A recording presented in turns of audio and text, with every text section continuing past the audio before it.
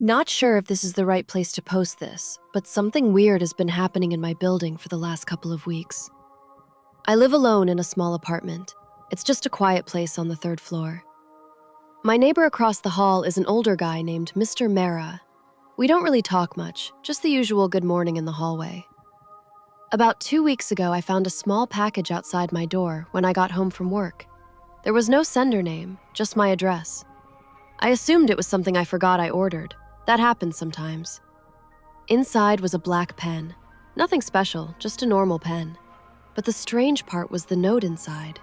It said, "You'll need this tomorrow." I laughed it off. I thought maybe a friend was messing with me.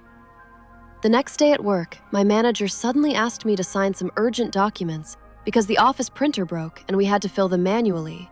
And yeah, the only pen I had on me was that one. Still weird, but I didn't think much of it. Then another package appeared the next evening. Same thing. It was sitting outside my door. Inside was a phone charger and another note. "Your battery dies tonight." That actually made me pause, but again, I ignored it. That night, around 11 p.m., my phone dropped to 2%, and I realized I had forgotten my charger at the office. The only charger in the house was the one from the package.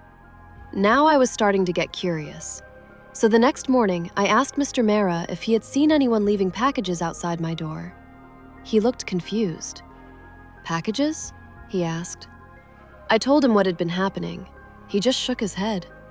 "No idea," he said. "But if you find another one, don't open it." That response felt strange. "Why?" I asked. He didn't answer directly. He just said, "Some things are better left unopened." I laughed it off, but that same night another package appeared. This one was heavier. Inside was a small flashlight and a note. "You'll hear something tonight." I almost threw it away, but around 3 a.m. I woke up to a loud crashing sound in the hallway outside my apartment. The power in the building had gone out. Everything was completely dark. I grabbed the flashlight from the package and opened my door. That's when I saw Mr. Mara standing in the hallway. Just standing there, staring at my door. I asked if he heard the noise. He didn't respond. He just looked at the flashlight in my hand and said quietly, "Good, you opened it." I asked what he meant. He sighed and rubbed his forehead.